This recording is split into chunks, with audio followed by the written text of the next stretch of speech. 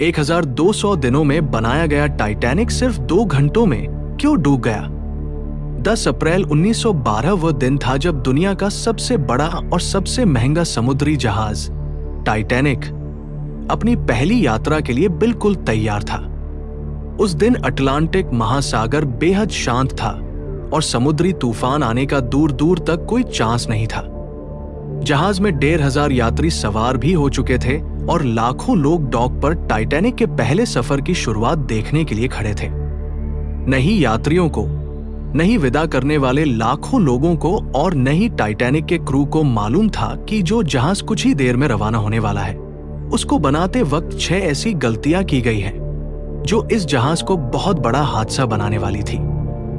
दोस्तों, आज आप जानेंगे अपने समय के सबसे महंगे, सबसे लग्जरी और सबसे ताकतवर जहाज टाइटैनिक की 6 ऐसी गलतियां जो अगर न होती तो शायद आज टाइटैनिक डूबने की वजह से नहीं बल्कि अपनी कामयाबी की वजह से दुनिया में प्रसिद्ध होता।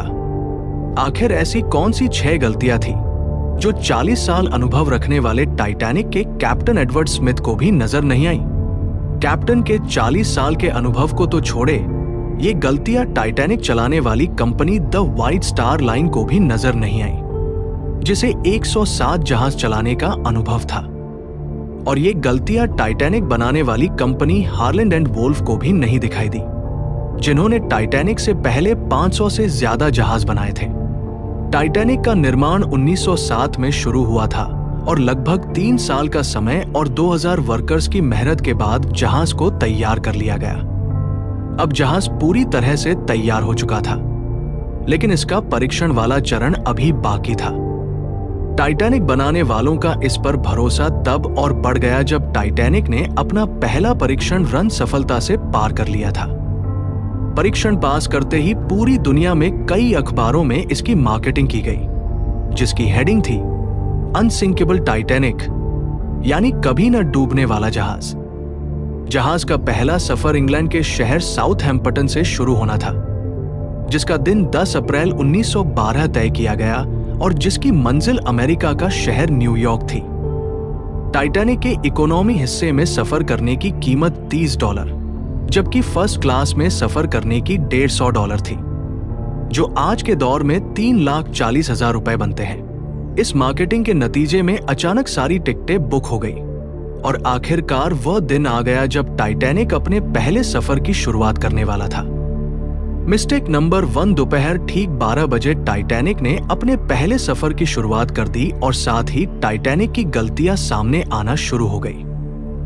कैप्टन स्मिथ को मालिकों की तरफ से समय सीमा मिल चुकी थी कि किसी भी हालत में 17 अप्रैल तक, यानी केवल 7 दिनों में न्यूयॉर्क पहुंचना है।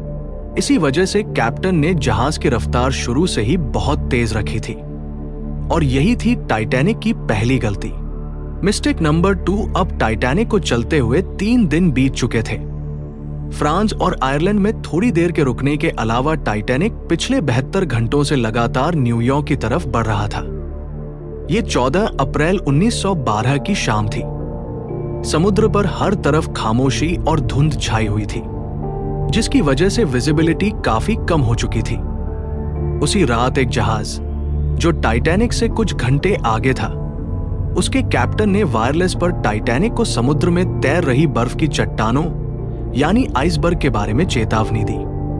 विशेषज्ञों का मानना है कि यह चेतावनी कम से कम 6 बार दी गई, लेकिन वायरलेस ऑपरेटर्स की लापरवाही की वजह से इतनी जरूरी चेतावनियां उनसे छूट गई। टाइटैनिक में कई वीआईपी मौजूद थे, इसलिए ज्यादातर क्रू फर्स्ट क्लास यात्रियों की सेवा में व्यस्त था।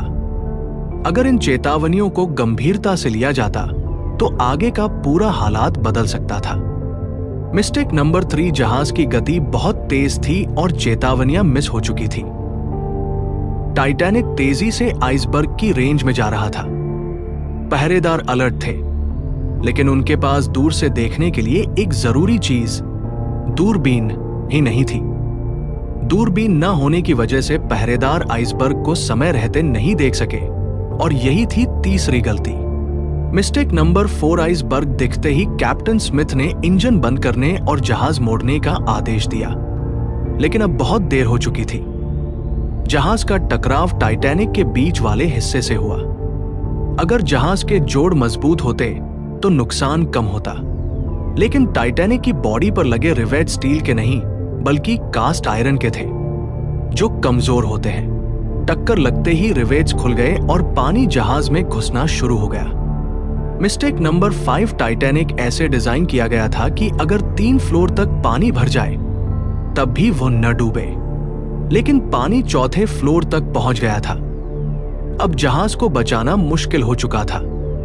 कैप्टन ने रेडियो पर इमरजेंसी सिग्नल भेजा और यात्रियों को लाइफ बोट्स में बैठाने की तैयारी शुरू हुई। लेकिन 5वीं गलती सामने आई। जहाज में 32 लाइफ बोट्स की जगह थी, लेकिन रखी गई सिर्फ 20। 1500 यात्रियों के लिए यह बहुत कम थी। मिस्टेक नंबर 6, हर तरफ हंगामा मचा हुआ था। 12:45 पर पहली लाइफ बोट समुद्र में उतारी गई, लेकिन वह पूरी भरी नहीं थी। अमीर यात्रियों को पहले बिठाया गया। अगर बोट्स पूरी तरह भरी जाती तो बहुत सी जानें बच सकती थी। अब जहाज तेजी से समुद्र में डूब रहा था। 2:18 पर शॉर्ट सर्किट की वजह से टाइटैनिक की सारी लाइटें बंद हो गई और अगले ही पल जहाज टूटकर 2 हिस्सों में बंट गया। टाइटैनिक को पूरी तरह डूबने में 2 घंटे 40 मिनट लगे।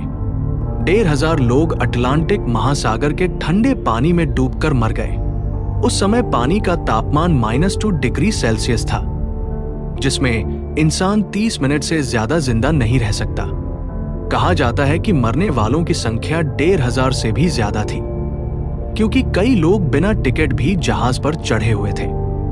बचे हुए लोगों में सबसे ज्यादा महिलाएं और बच्चे थे।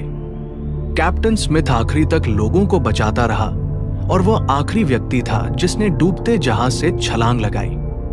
उम्मीद है एंटरटेनमेंट प्लस की ये वीडियो भी आप भरपूर लाइक और शेयर करेंगे।